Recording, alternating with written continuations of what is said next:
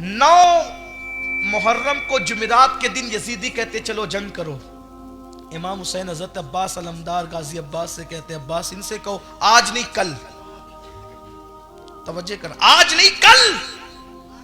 مولا عباس نے غازی عباس نے کہا, غازی عباس نے کہا مولا پوری زندگی تو اسی شوق میں گزاری تھی, کربلا کے شوق میں. آپ کے نانا نے فرمایا تھا کہ میرا بیٹا کربلا میں, آپ تو اسی دن کے لیے جی رہے تھے.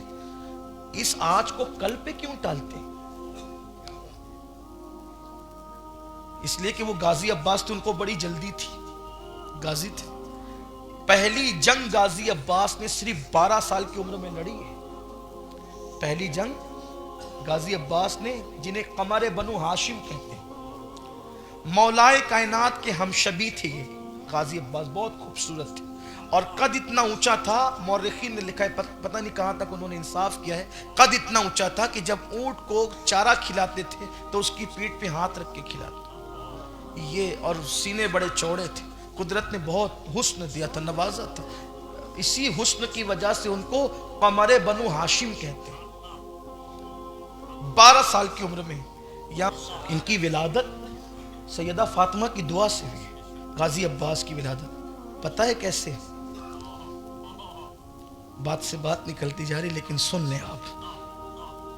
جب سیدہ فاطمہ الزہرا کا آخری وقت تھا دنیا سے جانے, بڑے دردناک لمحات ہے وہ جب ہم اس کو یاد کرتے ہیں.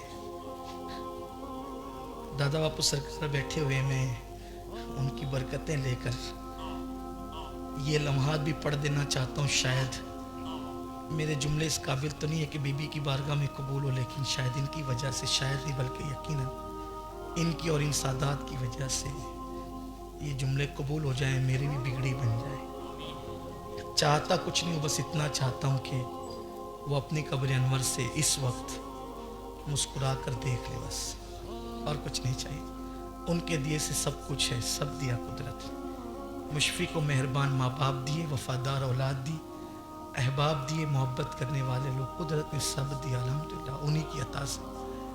بس اتنا چاہتا ہوں کہ وہ ایک بار اس وقت, اور مجھے یقین ہے کہ ان کی نظر اس محفل پر ہے, اس لیے کہ ہم غافلوں کا ذکر نہیں کرتے. جو ہم سے غافل ہو اس کا ذکر کر کے ملنا ہی کیا ہے. ہم تو ان کا ذکر کرتے ہیں جو ہم سے کبھی غافل نہیں ہے.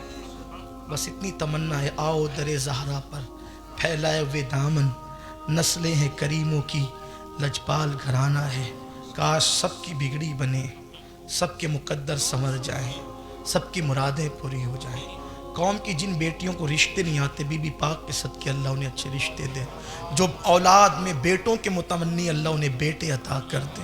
جن کی اولاد باغی ہے قدرت انہیں وفادار اولاد بنا دے, ان کی اولاد کو وفادار بنا دے. اللہ سب کی مراد پوری کر دے. عرض کر رہا تھا غازی عباس دعائے فاطمہ بن کر آئے, سیدہ کی دعا کے صدقے پیدا ہوئے. بات یہ تھی کہ تیسری رمضان تھی, رمضان المبارک کی تیسری تاریخ تھی. دن کے وقت سیدہ فاطمہ پانی گرم کر رہی تھی اور روٹیاں جلدی جلدی پکا رہی تھی. بہت عجلت میں تھی, جلدی میں تھی. مولا پاک آئے اور پوچھے فاطمہ آج کچھ جلدی میں ہو, پانی کیوں گرم ہو رہا ہے؟ کہا حسن و حسین کو نہلانے کے لیے. تم نہلاؤ گی؟ ہاں. کیوں؟ تم تو نہیں نہلاتی ہو, یہ ذمہ داری تو کسی اور کی, آج تم نہلاؤ گی. ہاں, اس لیے کہ ابا جان نے جو دن بتایا تھا ملنے کا وہ آ گیا ہے. اپنے یتیموں کو نہلا تو لوں,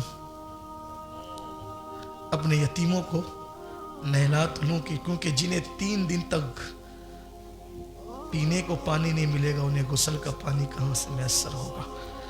اپنے یتیموں کو نہلانا چاہتی ہوں, کپڑے اپنے ہاتھ سے پہنانا چاہتی ہوں, اور سیدہ زینب کو, ام کلثوم کو, امام حسن کو, امام حسین کو, سب کو بٹھا کر اپنے ہاتھوں سے لقمے بنا بنا کر منہ میں ڈالتی تھی.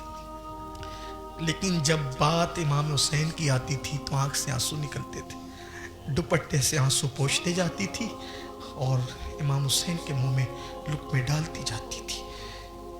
امام حسن کے ساتھ ایسا نہیں تھا, لیکن جب امام حسین کے منہ میں لقمہ ڈالتی تو آنکھ سے آنسو آتے اور دوپٹے سے آنسو پوچھتی تھی. इमाम हसन ने कहा अम्मी ये आप भाई हुसैन को खिलाते वक्त तो क्यों रोती है? तो रो पड़ी, कहती है कि बेटा इस वक्त खिला के करबला याद आता है।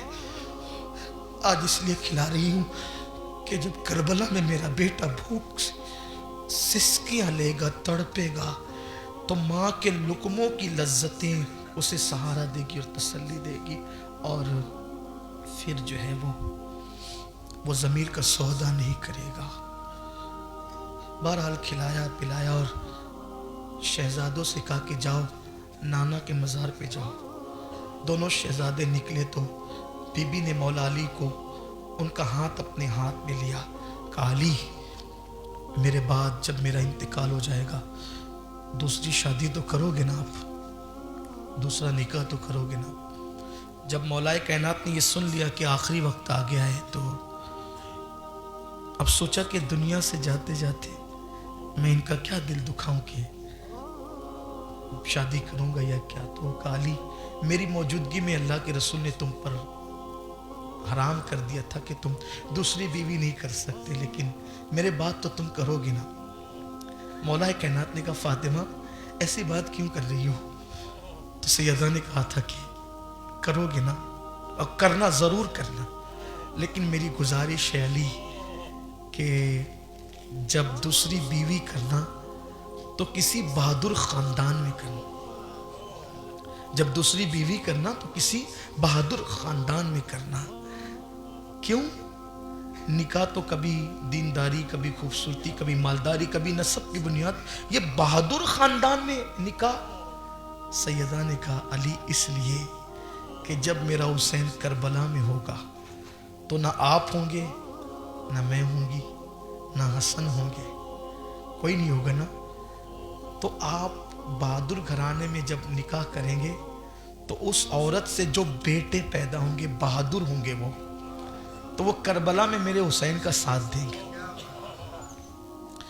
तो मौलाए कायनात ने जो दूसरी बीवी की ना उनका नाम भी इत्तेफाक से फातिमा ही था, लेकिन उस खातून का की कुन्नियत थी उम्मे बनीन। उम्मे बनीन, उम्मे बनीन, उम्मे बनीन का मतलब क्या? बेटों की मां। तो ये सैयदा फातिमा की दुआ की बरकत थी कि अल्लाह ने उम्मे बनीन को बेटे ही बेटे अता की, सब बेटे दिए और बहादुर, और उन्हीं में बेटे का नाम था अब्बास। लेकिन बात आ गई तो उम्मे बनीन को भी समझ लें कि सौतेली मां कभी अपनी हकीकी औलाद से ज्यादा सौतेली औलाद से प्यार नहीं करती, बल्कि कोई सौतेली मां, अगर कोई यहाँ सौतेली मां हो तो मुझे माफ कर दे, मैं अक्सर की बात कर रहा हूं, बाज अगर हो तो अलग बात है, लेकिन जिठानी देवरानी के बच्चों से तो प्यार ज्यादा हो सकता है, लेकिन सौकन के बच्चों से प्यार में बहुत मसला रहता है। और फिर खुद के बच्चे के मुकाबिल में तो किसी से प्यार नहीं होता औरत को, अपने बच्चे के अलावा किसी से उतना प्यार नहीं कर सकती कोई माँ। लेकिन ये उम्मे बनीन उस औरत का नाम। जब मैं जन्नतुल बकी में उम्मे बनीन की कब्र पर जाता हूँ तो मैं कहता हूँ अल्लाह आपको जज़ाए खैर दे, तुमने हक अदा किया है। हुजूर के घराने की गुलामी का उम्मे बनीन तुमने हक अदा किया।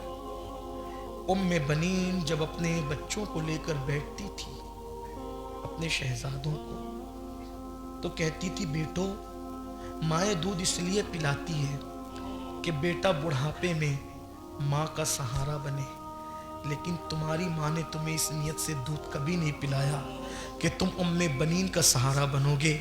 मैं अली की बीवी हूँ, इतनी हिम्मत रखती हूँ कि मुझे किसी सहारे की ज़रूरत नहीं, लेकिन मैं इतना चाहती हूँ कि दूध इस नियत से पिलाया है कि दुनिया से जाते जाते फातिमा ने मेरे लिए वसीयत की थी, तो तुम अपनी जान फातिमा के लाल पर कुर्बान कर देना ताकि तुम्हारी माँ सैयदा की बारगाह में सुरखरू हो जाए। उसी माँ के बेटे को अब्बास कहते हैं। बहरहाल ये है गाजी अब्बा, उन्हें जल्दी थी करबला में जान कुर्बान कि मेरी माँ की वसीयत है, फातिमातुज़ ज़हरा के बेटे के कदमों पे जान कुर्बान। यहाँ ये अदब भी बता दूँ आपको, आजकल अगर किसी के पास थोड़ा सा तकवा, परहेजगारी, इल्म, अमल आ जाए وہ کہتے یار یہ سید لوگ کیا ہیں، ہم بھی تو کچھ ہے نا، تو ہم بھی ان کے برابر بیٹھے ہیں، ہم بھی ان کے ساتھ جو ہے وہ کندھے سے کندھا ملائیں۔ ادب سیکھنا ہے تو عباس غازی سے سیکھو، علی ہی کی اولاد ہے لیکن کبھی امام حسین کو بھائی نہیں کہا۔ ہاں، علی ہی کی اولاد ہے، اولاد علی ہے، لیکن کبھی بھائی نہیں کہا۔ امام حسین کہتے تم بھائی کیوں نہیں کہتے ہو؟ کہا مولا میرا باپ علی ہے اور آپ کا باپ بھی، لیکن میری ماں کنیز ہے اور آپ کی ماں نبی کی بیٹی ہے۔ کنیز کا بیٹا آقا زادی کی اولاد کو بھائی کیسے کہے؟ یہ تھا ادب، ادب والوں کو یہ مرتبہ ہے۔ قدر والے جانتے ہیں قدر شان اہل بیت، نا قدروں کو کیا پتا، ان کے گھر میں بے اجازت جبرائیل آتے نہیں۔ قدر والے جانتے ہیں قدر شان اہل بیت، قدر والے جانتے ہیں۔ تو غازی عباس کو جلدی تھی۔ جمعرات کے دن جب امام حسین نے کہا کہ آج نہیں کل، یہی کہہ رہا تھا، دور ہو گئے نا، بھول گئے۔ میری قوم کا یہی سب سے بڑا مسئلہ ہے، جو جلسے ہی میں تقریر بھول جاتے ہیں وہ پھر بعد میں جا کے عمل کب کرنا ہو۔ چلیں ڈیوٹی کر لیتے ہیں لیکن نوکری کرتے ہیں نا، اہل بیت کی نوکری، آپ کی نہیں۔ اللہ وہ دن کبھی نہ دکھا، حضور کی اہل بیت کی غلامی کی نکتو۔ بات دور نکل گئی، وہاں سے فضیلت پہ فضیلت چلتے چلے گئے۔ تو جمعرات کے دن انہوں نے کہا، یزیدیوں نے کہا آج جنگ کرنا ہے۔ مولا حسین نے کہا عباس کو آج نہیں کل۔ کہا مولا اسی دن کے لیے تو آپ جی رہے تھے، بے چین تھے، اب آگے تو کل کیوں؟ فرمایا عباس آج جمعرات ہے، کل جمعہ ہے، اور آج آنے والی شب جمعہ بھی ہے، شب عاشور بھی ہے۔ تو ہم یہ چاہتے ہیں کہ زندگی کی آخری رات دل کھول کے سجدہ کر لیں، دل کھول کے اللہ کی محبت میں رو لیں، دل کھول کے تلاوت کر لیں، کیونکہ زندگی کی آخری رات ہے۔ کثرت سے عبادت، جانا تو آج بھی ہے، جانا تو کل بھی ہے، لیکن زندگی کی آخری رات عباس ہم عبادت میں گزارنا چاہتے ہیں۔ اے اہل بیت سے محبت کے دعوے داروں، کتنی حیرت کی بات ہے کہ ان کو مہلت نہیں مل رہی تھی تو وہ دشمن سے مہلت مانگ رہے تھے، دینے والے مہلت مانگ رہے تھے کہ ایک رات کی مہلت دے دو، اس لیے نہیں کہ وصیتیں لکھ دے، اس لیے نہیں کہ کچھ اور کہہ دے، اس لیے نہیں کہ بال بچوں کی حفاظت کا انتظام کر لے، اس لیے نہیں کہ لوگوں کو اور بلا کر تمہارے خلاف جمع کر لے، نہیں، بلکہ اس لیے تاکہ جی بھر کے اللہ کی عبادت کر لے۔ وہ مہلت لے کر عبادت کر رہے تھے۔ یہاں قدرت نے مہلت دی ہے مگر عبادت کا ٹائم نہیں، عبادت کا وقت نہیں۔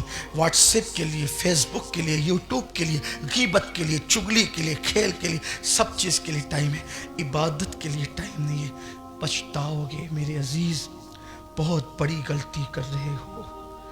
زندگی قدرت نے مفت میں دی ہے، آج اس کی قدر نہیں ہے۔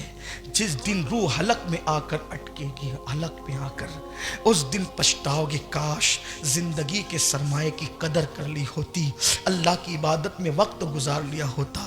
تو آج ہم پچھتاتے نہیں۔ تو بس اب میں اپنی گفتگو کو اسی پیغام پہ مکمل کرتا ہوں۔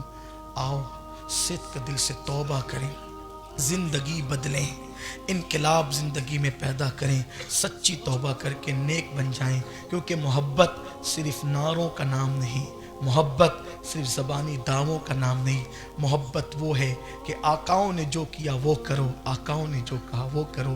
اہل بیت کی محبت اسی پر مکمل نہیں ہو جاتی کہ ہم کہیں کہ اہل بیت سے محبت کرتے ہیں۔ محبت کے لیے ضروری ہے محبت کے لیے کہ جو فرمایا اس پر عمل کرو۔ ان کی پسند کی چیز نماز تھی،